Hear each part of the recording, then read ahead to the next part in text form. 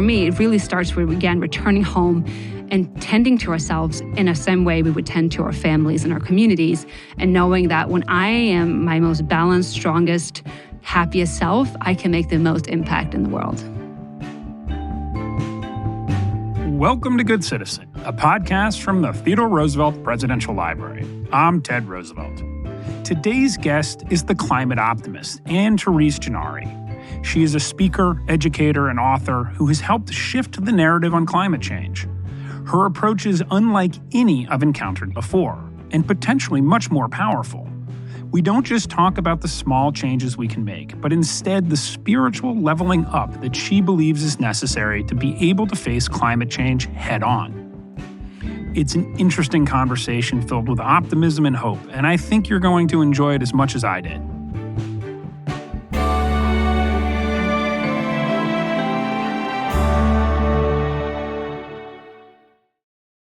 Well, thank you very much for joining us today. I really appreciate you taking the time. I'm so honored to be here, so thank you for reaching out. I want to start at the beginning of your journey. It sounds like from what I've learned about you that you went through a relatively similar process that many people do when they start looking at climate change, which is sort of a sense of despair and then an anger came from that. Is that the right starting place for you? How did you get into climate and where did you sort of find yourself? That's a great starting place. I first learned about climate change when I was about 14, 15 years old, watching The Inconvenient Truth by Al Gore. And even as I was a teenager, thought, oh my goodness, the world is going to come to a stop and everyone's going to come together and figure this out. And I was just sort of like expecting monumental changes and headlines and this drastic global movement. And when nothing of that happened, in fact, everything went on as normal. My parents didn't talk about it. My friends didn't talk about it. I was like, wait a second, we just learned about this existential crisis and we're not doing anything. That was mind-blowing to me. And I think looking back, the starting point of my long-lived climate anxiety. But I did spend a big part of my younger years very torn and feeling out of place in the world and what I was supposed to do. I'm curious about what happened, the sort of transition from, okay, this is creating a lot of anxiety in my life. I'm not able to do anything with this anxiety. People aren't responding to my anxiety in a positive way. What happened in that moment for your life?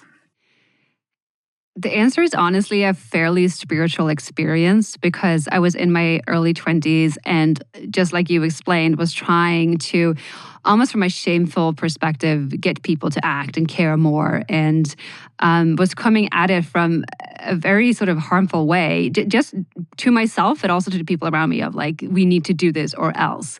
And then I had this moment after a dinner conversation with my brother where once again I had failed to spark the necessary will and action in the people I love the most to really, wanting to change their lives.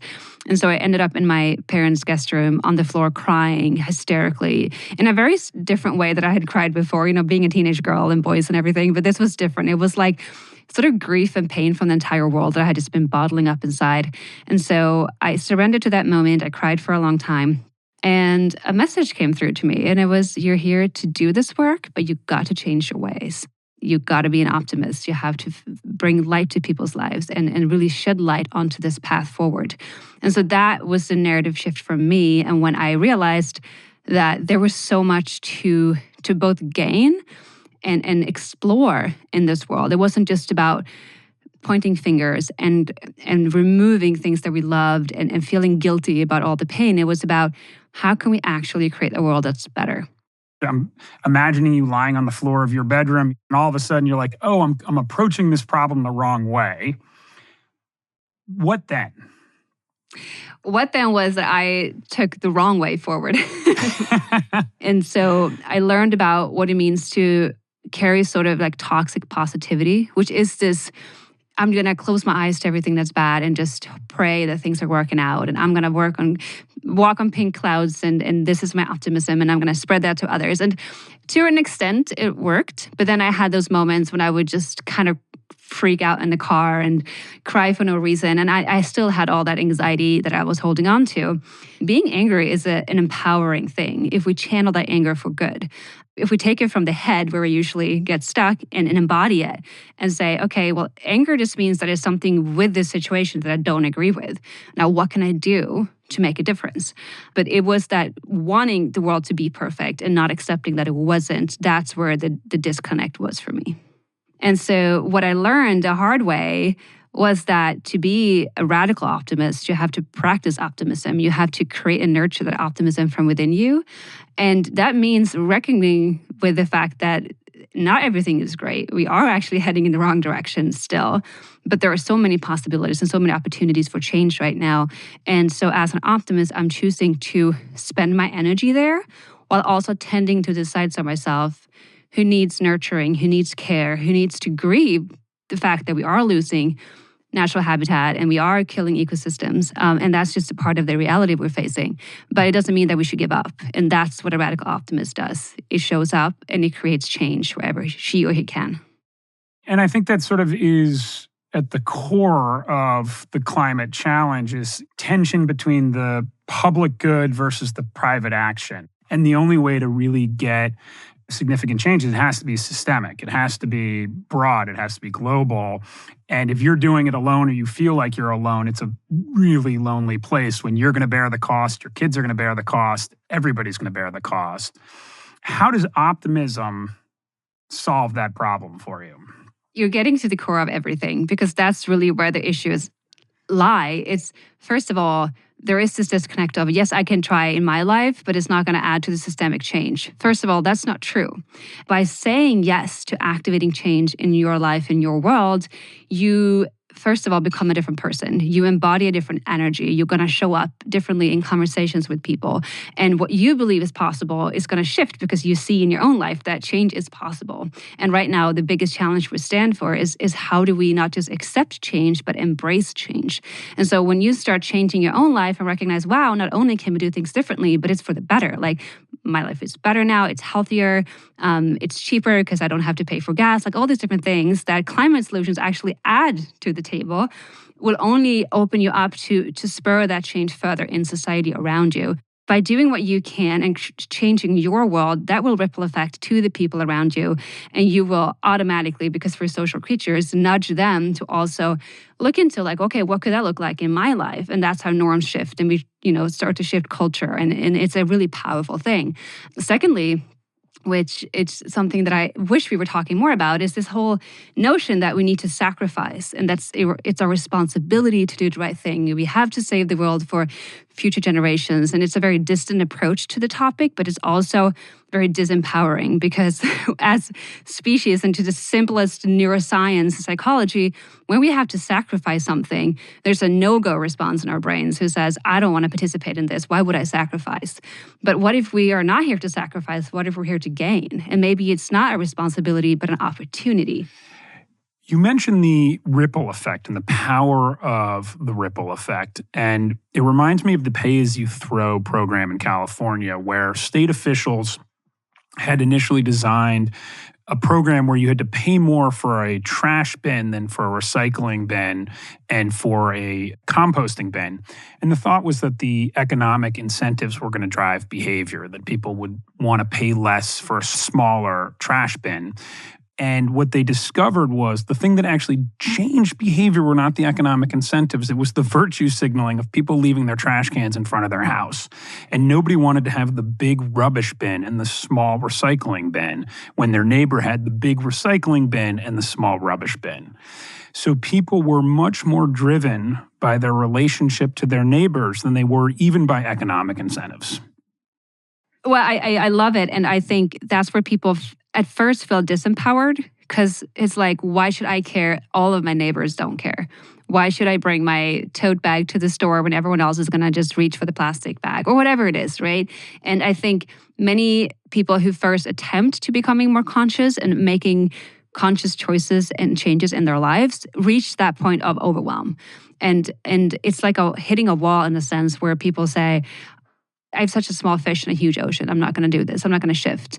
And they give up too early because similarly, as people do what everyone else is doing and get stuck in old rhythms and old routines, as soon as more people start adding new spices to that mix, it will shift. And the sooner we can all claim our own agency and empower ourselves in that agency and say, I'm going to do what I can. Not only will I do what I can, but I'm going to feel excited about it because I'm activating the changes that I know are possible. It will ripple effect like rings in the water. You're from Sweden, but you live in the United States now. And one of the sort of cultural truisms about the United States, and I think less so Sweden, but correct me if I'm wrong, is that consumerism really drives everything. The idea that you are winning if you have more is kind of key to what it is to live in America, and you're losing if you have less. And I've felt for a while now that cultural shift needs to take place, that more is not leading to greater happiness, and less doesn't lead to less. It can actually lead to more and a more fulfilling life. Did you sense that when you came to the United States? Was that a stark cultural difference for you from Sweden, or is that sort of more of the human condition? I think it is more of the human condition, although it is definitely, as with everything else, exponentially bigger in the United States. So that's not untrue. What you sort of tended to of more, what is more? Can we redefine more? And if we're adding more stuff to our lives and it's actually taking away from our ability to be present and our ability to spend time, conscious, present time with the people we love, are we getting more? Are we getting less? For me, my message is also much about, although we have an urgent need to act and we need to sort of speed up and accelerate towards climate solutions, we also have to slow down and start going inwards and give ourselves space to rethink, because we live in a world, in a society that it's just filled with information and opinions and thoughts and ideas and contents about how we should think and what we should think about and what we should care about. And like, if we never create space to just exist, there will never be a chance for those sort of like deeper feelings and emotions and thoughts to come through that wants to guide you in a different direction. And so for me right now, a part of the revolution is claiming our inner peace and creating space for that slowness to really start to question, what do we want? What is more? What is valuable? What is worth striving for as we move forward? So let's move into the practical of this a little bit more. What are things that have resonated with you in terms of changes in your life that you feel like have a ripple effect or create greater inner peace for you? Something I love to bring up is composting, not only because by separating your food waste from your regular trash, my husband's favorite is that it makes the trash smell less. So it's just such a win. Like, you don't have to empty the trash every day because it doesn't smell.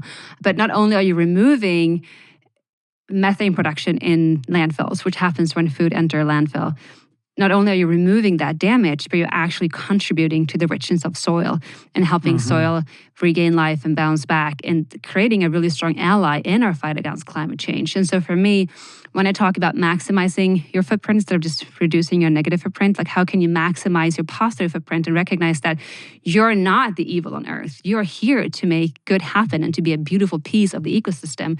I think composting for me is such a great example of that, because you are really reinserting yourself into the cycle of life. I will say that my we compost. You see how much food waste there is in your life as well. And maybe that sort of inspires some additional changes just in terms of how much food you are producing or making at home and then actually disposing of. It gives you a greater sense of it than when it's separated out, when you can see, oh my God, there's this reasonably large compost bin here that's happening. How do you approach your diet in terms of what you are consuming? I have been on a majority plant-based diet for the majority of a decade, and I love and thrive on it. I don't like to put a title on myself, and so depending on the situation, sometimes I have a little cheese or an egg or locally produced meat, even on occasion, or fish, but I really try to stay on as much as I can a plant-based diet because I know it's better for the planet and I know it's better for me ultimately.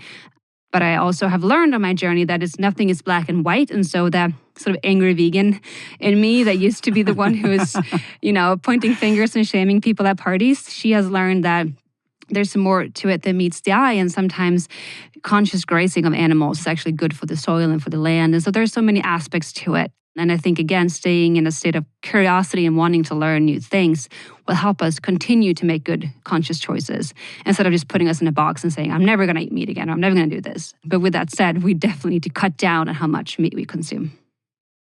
I'm curious about how you think about the politics of climate change and the politics in this country around climate change. Oh, it's a disaster. If I may say so. It's like, I almost wish that we didn't rely so much on politics, but I know we do. The day we can all come together and realize we all want a world to live in and let's work on that together, we have won the entire game. But for some reason, we feel so far away from that right now. But I'm hoping that is going to turn. And I think we have to also recognize that there is so much power in politics, and not just the election year every 4 years, but the fact that we can participate in local politics and push our agendas in our communities around us and get active in politics, even though we're not a politician. And we need politics to steer the way and really put nature at the forefront, because we rely on nature for our lives, for our society, for our infrastructures. I don't have a lot of hope for politics today, but I'm an optimist, so I'm growing that optimism every day. Thomas Friedman once said it's so much more important to change your leaders than change your light bulbs. And I really took that to heart when I was younger. And I worked with the League of Conservation Voters, which is a large NGO focused on climate and climate politics. And after about a decade of doing so, I came to the conclusion that politics is probably going to be a lagging indicator, that the politicians in this country are not likely to lead the way for us. I wonder how much of your approach is looking towards institutions to drive change versus staying personal and local. Where the problem occurs is when people distance themselves from both the problem and what can be done about it. Meaning, I am such a small citizen, it's up to politicians, and I'm going to vote, but that's maybe about it. Or, yes, United States is bad, but China's worse. That whole argument of like, there's someone else with a bigger finger to point at. And it's dangerous because we overlook our own ability to activate that change and to recognize that we are the system that we want to see changing. And to your point, I think the politics will follow because we will show the world what we're looking for, what we want. I don't believe that one person alone can change the world, but you can change your world. And when you step into your own world with curiosity and excitement and empowerment and agency, and do whatever it is that you can do within your world, that will expand, by the way, because it might feel like it starts out small, but it won't stop there. And when you really tap into that and step up with whatever you can muster, that's how you're changing the world. What is it that you see when you look forward, and obviously in the context of climate, that you're particularly optimistic about? The easy answer is people making extraordinary things. There's so many people who are passionate about figuring this out and working in their particular fields to create amazing stuff, like new technology. We're using AI now to have a better understanding for what needs to get done and how to accelerate that. And so we have the technology, the science, the knowledge of how to take the 5, 10 first big steps. Like, we can be on our way today. We don't have to figure that out. And that brings me optimism. I think something that we could do is just normalize climate conversations and say, I'm not pointing a finger. I'm not trying to shame you. I'm not telling you what to do. I'm just telling you, we are living through a time of monumental change. And it's about time that we recognize the way that we can participate in that. And the tricky part about climate change is there's not one thing to do to avoid or one thing to fight or, to win over. There are all these millions of different things, of small solutions to build upon each other to create a different world. And so that really comes down to my entire mission of climate optimism, which is that we have to shift the narrative on climate change so we can act from curiosity and excitement and in exploration of what can be better instead of trying to avoid something out of fear. You have a climate meditation that you've put out there, a 20-minute meditation. What is the role that mindfulness plays in all this for you? Oh, it's a huge role. And I don't like to get too cushy about things, but I think we live in a world where we have accepted that the power of the mind is extraordinary. And so I did the meditation just to help guide people into a future that could be. And so that we can spark that curiosity and even courage to take steps towards that. I gave a speech in Switzerland last year at a forum for law and economics professionals. And it was interesting. And I was expecting a little bit of pushback because it's sort of like a very square system. Like, this is how it is and what will happen and what will not. And lo and behold, this older gentleman come over to me and said, "This is all wonderful, but it's never going to happen." And I said, "Okay, so what are you proposing that we just don't try?" And he said, no, of course not. And I'm like, "Okay, so we're in this moment in time, but like there's nothing to lose and everything to win." And then I said, "Okay, let me ask you a question. Do you think it will come down to some sort of spiritual up-leveling?" And he said, "Yes, absolutely." And so I think that is really the answer. Like, yes, we need the world around us to change, but that change will never fully happen until we change. But that almost broadens the scope of the challenge a little bit. For me, like climate change is an enormous challenge. And then when you're talking about a spiritual, leveling up for humanity, that feels even bigger mountain to climb. Although I totally agree with that thesis. I mean, it's a bigger mountain to climb, but it's also more accessible because we can start with ourselves. And we can start today after you finish listening to this podcast. Just take 15 minutes to sit and just close your eyes and let your mind wander. It doesn't have to be big. It doesn't have to be, I'm going to go to Bali and sit quietly for 3 weeks. That's not what it's about. It's about integrating those moments of presence and mindfulness into our everyday lives and starting to ask questions. It really comes down to, am I willing to question the way we live? Am I willing to question what I care about? Am I willing to really think a little deeper about the things that I do every day? I have a practice that I share in my books. It's called retruthing. And it's just about redefining our truths that we live by subconsciously for the absolute most part. What do we do out of habit and why do we do those things?